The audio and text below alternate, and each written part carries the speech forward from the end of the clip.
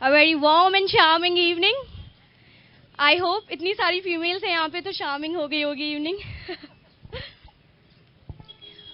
मेरा टॉपिक है मेनोपॉज और जब मैं यहाँ मेनोपॉज की बात कर रही हूँ तो ये समझ रही हूँ कि हम सबको मेंस्ट्रुअल साइकिल के बारे में पूरी जानकारी है, ठीक है, क्योंकि अगर मैं सारे विषयों पे बोलूँगी तो ये बहुत लंबी वार्तालाप हो जाएगी।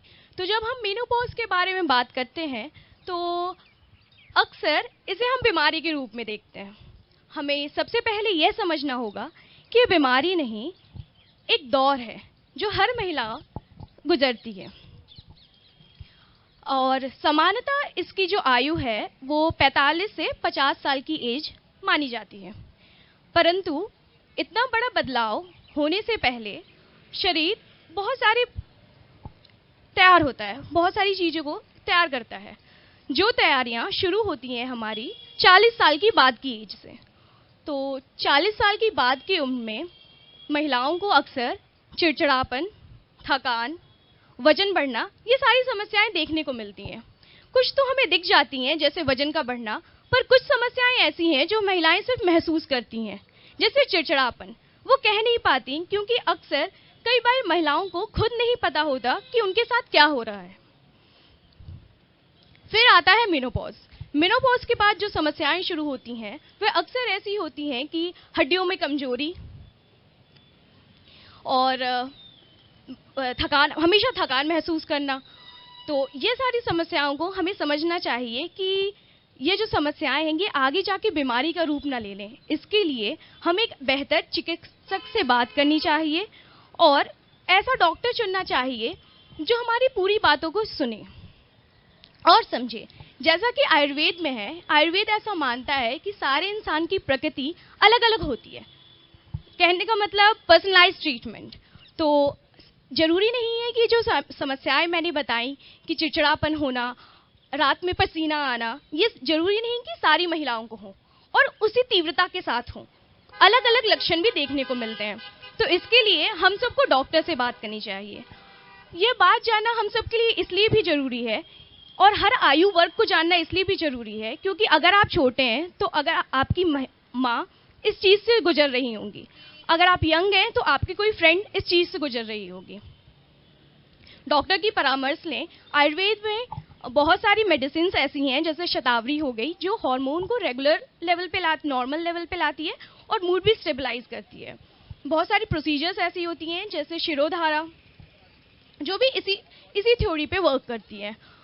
फॉर फर्दर डिटेल्स आपको आयुर्वेदा हॉस्पिटल में कंसल्ट करना चाहिए। और at the end I want to say a poem जो एक पुरुष के तरफ से बोली गई है और लिखा है डॉक्टर बबीता सक्सेना जी ने, जो ये है। इतनी अच्छी जो थी तुम पहले, धीरे धीरे से क्यों बदलने लगी हो। इतनी अच्छी जो थी तुम अब तक, धीरे धीरे से क्यों बदलने लगी हो। थकने लगी हो, बिगड़ने लगी हो, यूं बात बेबात रूठने लगी हो।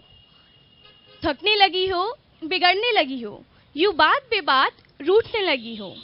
मुझसे ज्यादा ईश में रमने लगी हो। मैं तो पहले भी ऐसा था, आज भी ऐसा हूँ, तुम न जाने क्यों पहले सी ना रही। मैं समझ न पाता हूँ, तुम्हारे इस बदलाव से विचलित हो जाता हूँ। मैं समझ न पाता हूँ, तुम्हारे इस बदलाव से विचलित हो जाता हूँ। तुम्हारे गुस्से से बचने के लिए दोस्तों की ओर चला जाता हूँ, पर यकीन मानो वहाँ भी चैन न पाता हूँ। तुम्हारे गुस्से से बचने के लिए दोस्तों की ओर चला जाता हूँ, पर यकीन मानो वहाँ भी चैन न पाता हूँ। तुम्हारे साथ की जरूरत और आदत है मुझे, तुम्हारे साथ की जरूरत और आदत है मुझे प्रिय।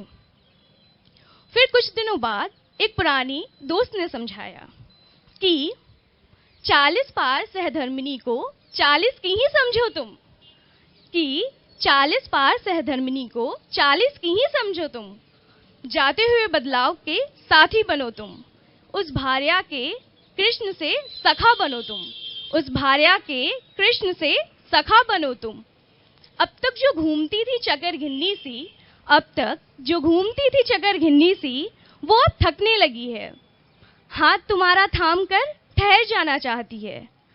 उसके नैनों में भरे आंसुओं से क्रोधित न होना, उसके नैनों में भरे आंसुओं से क्रोधित न होना, कुछ साल की बात है यूं जाने न देना। उसके नैनों में भरे आंसुओं से क्रोधित न होना, कुछ साल की बात है यूं जाने न देना। अपने जीवन के बदलाव को साथ बैठ समझ लो दोनों, अपने जीवन के बदलाव को साथ बैठ समझ लो दोनों, तो ये खुशनुमा जिंदगी की सांझ हंसी हो जाएगी, तो ये खुशनुमा जिंदगी की सांझ हंसी हो जाएगी। Thank you. At last I want to add, जो अभी तक कंफ्यूज थे, मेनोपॉज मतलब होता है मासिक माहवारी का रुकना। Thank you.